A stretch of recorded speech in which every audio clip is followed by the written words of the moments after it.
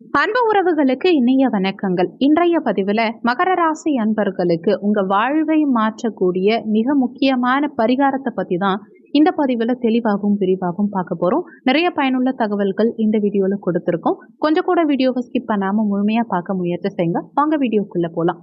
மகர ராசியை பொறுத்த வரைக்கும் உத்திராடம் 2, 3, 4ஆம் பாதங்கள், திருவோணம் 1, 2, 3, 4ஆம் பாதங்கள், அவிட்டம் 1, 2ஆம் பாதத்தை உள்ளடக்கியது மகர ராசி. மகர ராசிக்கு அதிபதி சனி பகவான். வீடியோல சொல்லக்கூடிய பலன்கள் ஆண் பெண் இருப்பாளருக்கும் பொருந்தக்கூடிய பலன்கள். மகர ராசி அன்பர்கள் 7.5 ஆண்டு காலமா படுற கஷ்டம் ரொம்ப அதிகம். அதுவும் குறிப்பா 7.5 சனியுடைய தாக்கம் மகர ராசி அன்பர்களுக்கு ரொம்ப ஜாஸ்தியாவே இருக்கு. அப்படி இருக்கக்கூடிய உங்களுக்கு ஒரு மருந்தாவும் ஒரு ஆறுதலாவும் நிரந்தர வைத்தியமாவும் இந்த பதிவு நிச்சயமா உங்களுக்கு இருக்கும். மகர ராசிக்காரர்களை பொறுத்த வரைக்கும் கடன் சம்பந்தப்பட்ட பிரச்சனைய அதிகமா சந்திச்சுட்டு இருக்காங்க. ஏன்னா குடும்பஸ்தானத்துல சனி பகவான் இப்ப இருக்கார். இவங்களுக்கு விரயங்கள் அதிகமா இருக்கு. அதுவும் அவசியமான சில செலவுகள். இத வேண்டான்னு நீங்க உதறிவிடவே முடியாது. அவ்வளவு அவசியமான செலவு. இந்த செலவுகளை பேலன்ஸ் பண்ணவே முடியாது.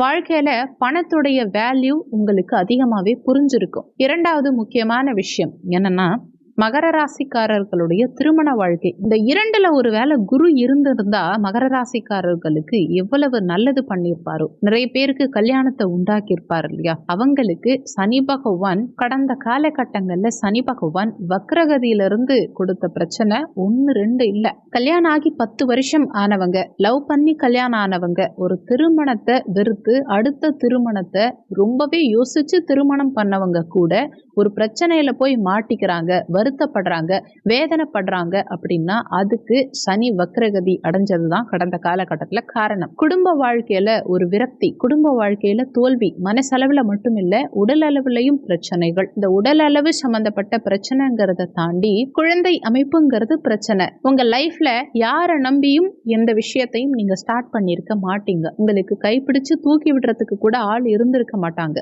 பேச்சு துணைக்கு கூட ஆள் இருந்திருக்க மாட்டாங்க.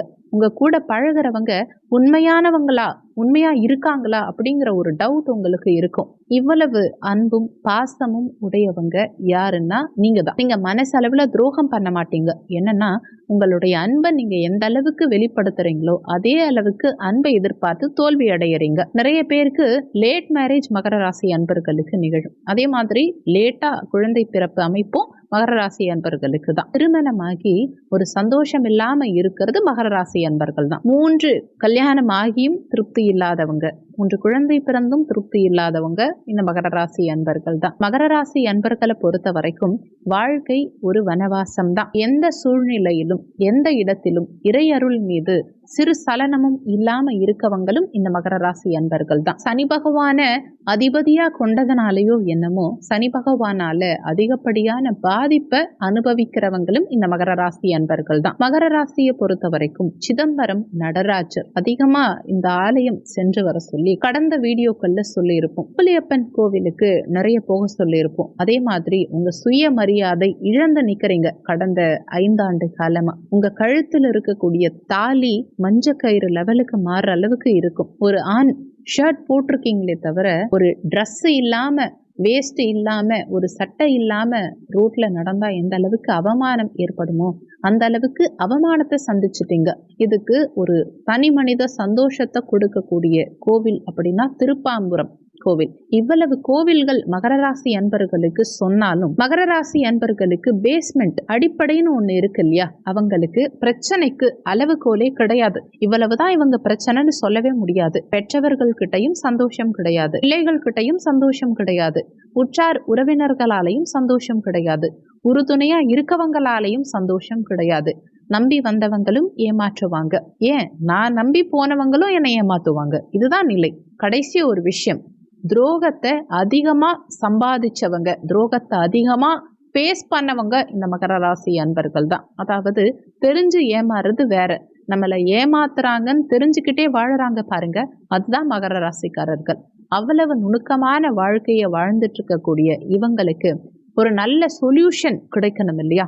அதுவும் முருகப்பெருமான் அருளோட உங்களுக்கு கிடைக்கணும். இந்த பரிகாரம் உங்க வாழ்க்கைய கண்டிப்பா திசை திருப்பும். நீங்க நினைச்ச மாதிரியான ஒரு மாற்றம் இந்த பரிகாரம் பண்றது மூலமா உங்களுக்கு நிச்சயமா கிடைக்கும். மகர ராசிக்காரர்களுக்கு ஜெனரலாவே மிதுன ராசியும் சிம்ம ராசியும் ஆகவே ஆகாது.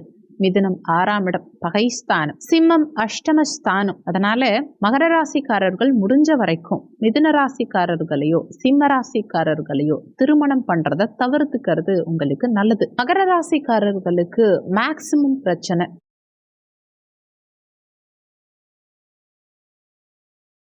உங்களுக்கு உயிர் போற அளவுக்கு பிரச்சனைகள் இருக்கு, கழுத்தை நெரிக்கிற அளவுக்கு பிரச்சனைகள் இருக்கு. இல்ல ஒரு சில மகர ராசி அன்பர்கள் வாழ்க்கையில பிரச்சனை தாங்க முடியாம தவறான பாதைக்கு போகலாம், தவறான முடிவு கூட எடுத்துடலாம் அப்படிங்கிற மைண்ட் செட்ல இருக்காங்க. அப்படின்னா முருகப்பெருமானால மட்டும்தான் முடியும். நீங்க எத்தனை கடவுளை வேணாலும் வணங்கலாம், ஆனா இந்த முருகப்பெருமான் உங்களுக்கு கொடுக்கக்கூடிய அஸ்திரம் மகர ராசிய நொடிப்பொழுதில் மாத்தும். அப்படி ஒரு கடவுள் மகர ராசி அன்பர்களுக்கு முருகப்பெருமான்.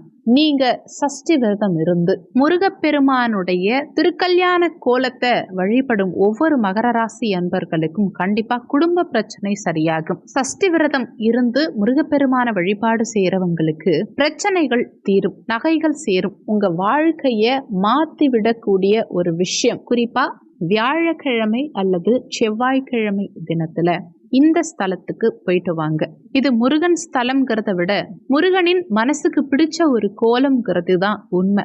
அறுபடை வீட்டில் ஒரு படை வீடு, அதுவும் இந்த ஒரு ஸ்தலத்துக்கு போயிட்டு வாங்க. முருகனின் ஆசை வீடு, அதே மாதிரி தம்பதியின் ஒற்றுமை, குடும்ப ஒற்றுமை, பணம் சம்பந்தப்பட்ட பிரச்சனைக்கு ஒரு தீர்வான கோவில் பழமுதிர் சோலை. மதுரை அருகில் இருக்கக்கூடிய இந்த பழமுதிர் சோலையில் சஷ்டி அல்லது பிரதோஷம், இந்த இரண்டுல ஏதாவது ஒண்ணு வியாழக்கிழமை சேர்ந்து வந்ததுன்னு வச்சுக்கோங்களேன். அந்த தினத்துல நீங்க பழமுதிர் சோலை முருகப்பெருமான தரிசிச்சிட்டீங்க அப்படின்னா உங்க கர்மா குறையறதுக்கான முதல் அடியை எடுத்து வச்சுட்டீங்கன்னு அர்த்தம். இதே மாதிரி வருடத்தில் 3 முறை வரக்கூடிய சஷ்டியும் வியாழக்கிழமையும் அல்லது சஷ்டியும் பிரதோஷமும், இல்லைன்னா பிரதோஷமும் வியாழக்கிழமையும். இந்த பிரதோஷமும் வியாழக்கிழமையும் நிறைய வரும் ஆண்டுல, சஷ்டியும் வியாழக்கிழமையும் நிறைய வரும். இந்த 2 ஆப்ஷனை யூஸ் பண்ணிக்கிட்டு வருஷத்துல ஒரு 3 முறை இந்த விஷயத்த நீங்க ஃபாலோ பண்ணிட்டீங்க, இந்த ஆலயம் சென்று வந்தீங்க அப்படின்னா கண்டிப்பா மகர ராசி அன்பர்களுடைய வாழ்க்கையில என்ன மாதிரி பிரச்சனை இருந்தாலும் சரி, உங்க மனசுல